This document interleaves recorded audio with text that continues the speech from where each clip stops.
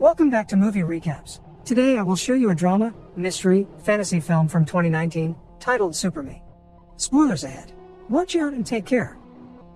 Sang-Yu is a lonely, poor scriptwriter with no job, no friends, and dead parents. His main problem, however, is that he hasn't been able to sleep in over half a year because every time he does, a demon appears in his dreams and transforms them into violent nightmares. Tonight, Sang-Yu is dreaming about being in the subway when the demon arrives, grabs him by the hair and after making a hole on the floor, puts his head through it, killing him. He wakes up right after his dream self dies and intends to do some writing, but his landlord knocks at his door claiming he's brought him some food. But Sang-Yu escapes through the window because he doesn't have the rent money. As he walks the streets, he remembers all the experts he's visited on the subject of dreams, psychologists, doctors, scientists, religious devotees and the like. They all had different theories on what dreams do and can mean, but nothing concrete that could help him in any way. He stops at a food stand and asks for a crepe with no eggs because that's all that he can afford, but the crepe man adds an egg anyway as a free treat. While he waits for his meal to be done, he watches the cafe across the street where Hua-er, the girl he has a crush on, works. He met her years ago when he was hanging out at a bar with some friends and she was there playing with her band. Her singing voice was beautiful, and he has been thinking about her since then. Once his crepe is ready, Sang-Yu sits down to enjoy it, but he's suddenly startled by Sang-Ji, his manager. Sang-Yu starts running away and drops his crepe on the way, but he's too weak to go too far and Sang-Ji eventually catches him. He takes him to a restaurant where he makes him watch as he eats, scolding him for not respecting his contract and not handing in a script in time. Sang-Yu tries to explain his insomnia doesn't allow him to concentrate and write, but Sang-Ji doesn't listen and demands for the script to be done in 10 days. Afterward, Sang-Yu returns to his apartment only to find it locked and all his stuff in the hallway. His landlord has finally kicked him out.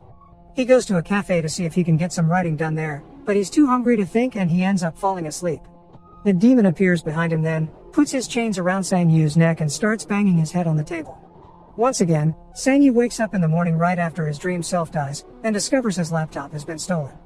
Having lost his work tool and starting to feel like he can't tell nightmares apart from reality, Sang-Yu sends Sang-Ji a message telling him he'll kill himself and reunite with his parents.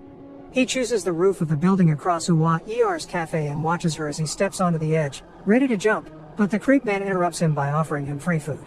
The man joins him on the roof and while Sang-Yu eats, he tells him about people's different views on death and dreams, and reaches a simple conclusion. When Sang-Yu is having these nightmares, he should tell himself I'm dreaming to be able to get out of them faster. Sang-Yu stays on the roof watching Hua-er until night falls, then he sells his cell phone in order to get some money to buy food. He goes to a convenience store, where he considers stealing some things but changes his mind when he notices he's being watched. The food he purchases is eaten outside the store, where Sang-Yu is shocked to be suddenly approached by Hua-er, who shows concern for him. This is too good to be true, and Sang-Yu quickly sees why. Hua-er is actually the demon, who starts pushing him against the glass. This, to the store clerk, looks like Sang-Yu is having some kind of panic attack. The demon picks up Sang-Yu and as he stabs him with his sword, he throws him through the window. Sang-Yu holds onto the sword as he remembers the crepe man's advice and reminds himself that he's dreaming, which allows him to wake up right in the middle of being thrown. In real life, he's also flying through the shattered glass, and while he isn't stabbed, he mysteriously finds the demon's sword in his hands. He runs away before the ambulance the clerk called for arrives, and he stays at the park all night, examining the sword and making sure he isn't dreaming again. In the morning, he goes to the flea market to sell it, and all the buyer's eagerness to buy makes him realize he has something valuable in his hands. So instead, he decides to go to a pawn shop, where they pay him the sword's actual value, 20,000. Sang-Yu wastes no time and starts spending it. He gets a new computer, eats at a nice restaurant, and stays at a fancy hotel. When night falls, he takes some sleeping pills and waits for his usual dream to kick in. This dream is also happening in the hotel, so he leaves his room and explores the hallway, grabbing a vase and saying I'm dreaming. But nothing happens. He decides to explore a little more and that's when the demon appears, chasing after him with a giant gold axe. The demon hits him with his weapon and tosses him around, causing quite a number of injuries, but after a few hits, Sang-Yu manages to grab the axe and says I'm dreaming. Once again, he wakes up with a weapon in his hands and no wounds to be seen. The axe is sold at the same pawn shop and the money is immediately spent again. Sang-Yu gets nice clothes, a new car, and spends the night drinking with some women at a bar. When he returns to his hotel room though, he doesn't let them come inside with him, he just gives them money for a cab before going to bed. Tonight he's trying a new trick. He looks at pictures of an important museum on a book before falling asleep, and the trick works, because the dream happens in the same exact place he saw in the photographs. Sang-Yu looks around, admiring all the antiques, before sitting to wait for the demon to arrive. This time it arrives with a firearm, which goes against his plan. Sang-yu begins running and dodging the bullets, but eventually the demon catches up with him and kills him. Sang-yu wakes up in his hotel bedroom, but since he didn't manage to grab anything, he doesn't want to leave the job unfinished, so he swallows a sleeping pill. Back in the dream, he begins running again, and after dodging a couple of bullets with a particular exceptional jump, he grabs 2 antiques before saying "I'm dreaming" and waking up. This time, Sang-yu takes the treasures to professional antique dealers that make business with rich collectors. He gets 2 million for them and some questions about his methods, but thankfully he manages to dodge them all. When he's leaving the shop, he's approached by an angry Sang-ji, who had thought he was dead. Sang-yu invites him to eat at a fancy restaurant and pays him back the money he had given him for the script, telling him he doesn't write anymore. The next day, he finally enters Hua Er's cafe, and after ordering a latte, he asks her if she recognizes him, but she doesn't. He also asks her why she's selling the cafe, and she explains it's because she has no clients and the shop only creates debt. Later at night, Sang-yu gets drunk while having dinner with Sang-ji, who wants to know the secret to his success. Sang-ji takes Sang-yu back to his hotel room, and after putting him into bed, he pretends to leave, only to come back and look at Sang-yu's wallet and checkbook. He's suddenly startled when Sang-yu wakes up with gold chains in his hands, and now that he knows the secret, begs his friend to let him help him with this new business of his, which Sang-yu considers for a while. The following day, Sang-yu buys Hua Er's cafe and tells her he still wants her to run it. They can share the earnings, but he'll be in charge of covering the losses. To show how grateful she is, she invites him to dinner, where they discuss their new shared business, and Hua Er expresses her suspicions of Sang-yu wanting more out of this deal than just money. From then on, Sang-yu goes into dream adventures regularly while Sang-ji protects his sleeping body. Some of his dreams include, for example, robbing a bank, where he shows how much control he's learning to have over his powers. He's starting to fight the demon back, and he can move objects around with his mind. He also starts bringing bigger objects back, like a red car. Sometime later, Hua Er's cafe is full of clients because Sang-yu has sent Sang-ji to pay people on the streets to come. He's also left a bag of money for the crate man as a thank you for the times he's shared a free meal with him. After the shop closes, Sang-yu goes for a walk with Hua, who guesses based on only a few words that he's a scriptwriter. Sang-yu begins to walk her home every day after work, and one night, he lets her drive the red car from his dream, which he tells her is for her. Such fortune makes her assume he's a very famous scriptwriter. While she drives through the night, Sang-yu remembers the day he met her. After her show, he saw her crying after a fight with her ex, and afterward, he followed her to the movies a couple of times. Sang-yu decides to take her to the movies in the present, which Hua accepts, but it also makes her wonder when they'll get to see a movie he wrote. Not wanting to be caught in his lie, Sang-yu writes a script for real and gives it to Sang-ji to read while he dreams. Since Hua is constantly in his mind, he dreams about being in bed with many copies of her, so he forces himself to wake up pretty quickly only to find Sang-ji crying at how good the script is.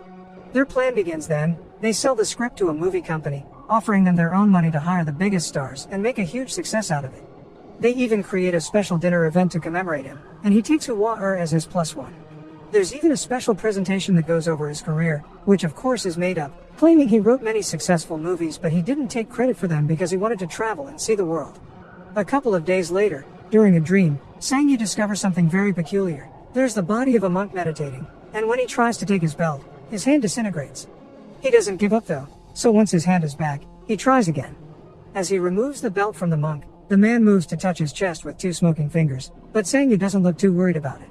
The usual demon doesn't show up, and the treasure and the monk disintegrate too. One night, Sang-yu takes Hua to the roof where he almost kills himself and shows her a fireworks show he's prepared especially for her. When she wonders if he'll ever disappear in the same sudden way he showed up, he promises her he'll never let her. Afterward, they go to her apartment, and while she refreshes herself in the bathroom, Sang-yu practices a possible confession.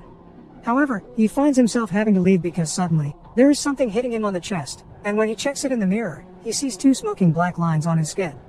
Once he makes it to his place, he ignores the party Sang-ji is having with a bunch of women and goes directly to bed. Sang-ji gets ready to collect tonight's treasure, but Sang-yu tells him it's not necessary. This time he's sleeping alone. The dream makes him appear in a tall empty building with a mysterious figure waiting at the balcony. Sang-yu comes closer and discovers it's a version of his older self that is now disintegrating. When he wakes up, he discovers he has a new scar on his shoulder, and more scars show up as hours pass, all of them matching a spot where the demon had hurt him in previous dreams.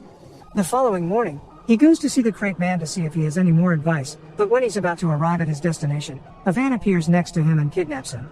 When they finally remove the bag from his head, Sang-yu discovers he's at an abandoned building surrounded by a gang of criminals, whose leader is Chang-ji.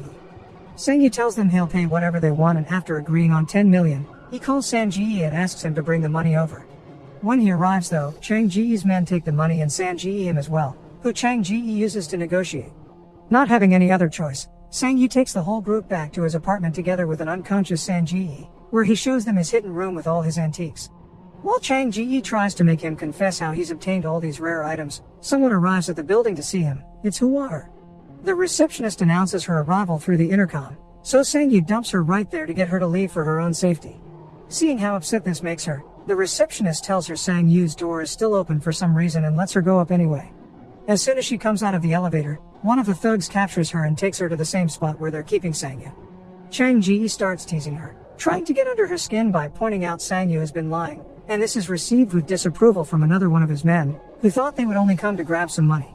As punishment for his indiscretion, Chang Ji puts on some golden knuckles and beats him up while Sang Ji secretly begins to wake up. When Chang Ji turns to Hua next, she kicks him in self-defense, and that's the chance that Sang Ji takes to jump in with a vase he uses to hit the man holding her down. Sang Yu bites the thug holding him and manages to escape, but not without getting stabbed first. The three of them run away while Chang Ji shoots the man he beat up, but it's hard to go far when Sang Yu can barely walk because of his wounds. The men catch up with them on the stairs and one of them manages to stab Sang Yu again, but Sang Ji sacrifices himself by staying behind and distracting the thugs while Sang Yu and Hua escape. Only one normal man isn't enough to go against two trained men though, so Sang Ji is beaten to death. One of the thugs manages to capture Sang Yu and Hua upstairs, beating them up and tossing them around without even caring that Sang Yu stabs his back with a dagger. The two of them pass out and Sang Yu suddenly finds himself in some mysterious ruins, covered in a black substance that quickly goes away when he starts moving. After looking around, he touches a glowing door arch and starts seeing a flashback of his life the last few months, including both real life and dreams, and even a version of him that was taken by the ambulance that night outside the convenience store. When that's over, he walks to an area with a giant crystal wall, which he starts hitting as he repeated "I'm dreaming" over and over until he passes out from blood loss. Suddenly, his body starts transforming, and Sang Yu finds himself becoming the demon. With a machete that appears in his hand, he starts hitting the crystal wall while picturing himself as the demon in various conversations that already happened but giving them a twist. Instead of sitting there and listening, in these versions he imagines, he hits his landlord and Sang Ji for not being nicer to him. When the wall finally breaks, the demon comes out in Sang Yu's living room, where Sang Yu's body is waking up as well. The demon kills all the thugs without hesitation, even making his strange firearm appear when necessary. Then he comes after Sang Yu, ready to kill him as well, but he mumbles "I'm dreaming." And all the antiques he's brought from dreams start disappearing, both in his apartment and in the rich people's collections. Sang Yu falls unconscious yet again, and when he wakes up, he finds himself all the way back on the night outside the convenience store. Hua finds him and remembers him from the concert, so she feels pity for him and takes him to her place to give her some real food. While he eats some noodle soup, she tells him she's read a story of his in a magazine and thinks it was very good. He just needs a bit of luck to make a breakthrough. Until then, she offers him to work at her cafe, which causes him to break down and start crying while it is revealed that all this time, Hua has always known he's been watching her. Sometime later, while they're working at the cafe, Hua gives Sang Yu a gift, a brand new laptop for him to write on. Afterward, Sang Yu meets with Sang Ji at a restaurant to give him back his money because he can't write a script on demand. He only wants to write what he wishes to write. Not only Sang Ji turns down the money, he gives him more in return, because he's managed to sell one of Sang Yu's old scripts. To celebrate, Sang Yu is the one that will cover their bill. Many days later, now content with his life, Sang Yu goes to see the crepe man to order some food, so the man takes the chance to give him back his money and shows him a scar on his stomach, because he used to have the same power as well and learned this humble life is preferable. As Sang Yu listens to his story, the ruins from his last dream appear behind him, and it's revealed the new demon that killed the thugs has been following him since he reappeared at the convenience store.